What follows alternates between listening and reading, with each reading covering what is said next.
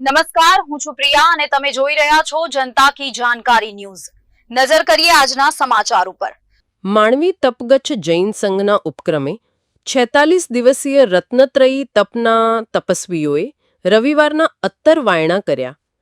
માંડવી તપગચ્છ જૈન સંઘના ઉપક્રમે 46 દિવસીય રત્નત્રયી તપના તપસ્વીઓએ તારીખ 13/7ને રવિવારના સાંજે શીતલ પાર્શ્વ જિનાલયમાં આવેલા JRD સાધર્મિક ભક્તિ હોલમાં અત્તર વાયણા કર્યા હતા।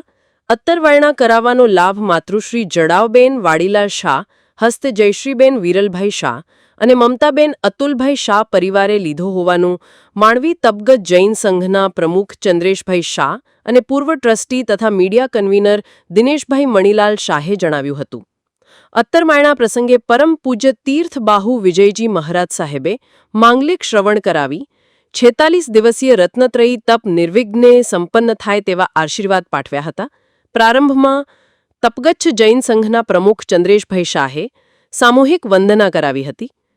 આત્મહિતદેશક પરમ પૂજ્ય આચાર્ય ભગવંત શ્રી તીર્થ ભદ્ર સુરેશ્વરજી મહારાજ સાહેબના શિષ્યરત્ન પરમ પૂજ્ય મુનિરાજ શ્રી તીર્થ રશ્મિ વિજયજી મહારાજ સાહેબ, તીર્થ બાહુ વિજયજી મહારાજ સાહેબ અને તીર્થ મંગલ વિજયજી મહારાજ સાહેબ આદિઠાણા 3 તથા સાધ્વીજી ભગવંત જીન દીક્ષા શ્રીજી અને જીન પ્રતીક્ષા શ્રીજી મહારાજ સાહેબ આદિઠાણા 2ની પાવન નિશ્રામાં તારીખ 14/7ને સોમવારથી 46 દિવસીય રત્નત્રયી તપનો શુભારંભ થયેલ છે।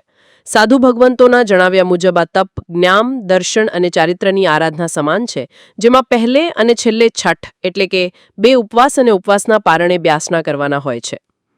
તપસ્વીઓને અત્તર વાયણા કરાવવા માટે લાભાર્થી પરિવારો, ટ્રસ્ટી મંડળ અને અન્ય ભાઈ બહેનોએ તપસ્વીઓને પીરસવાનો લાભ લીધો હોવાનું દિનેશભાઈ શાહે જણાવ્યું હતું।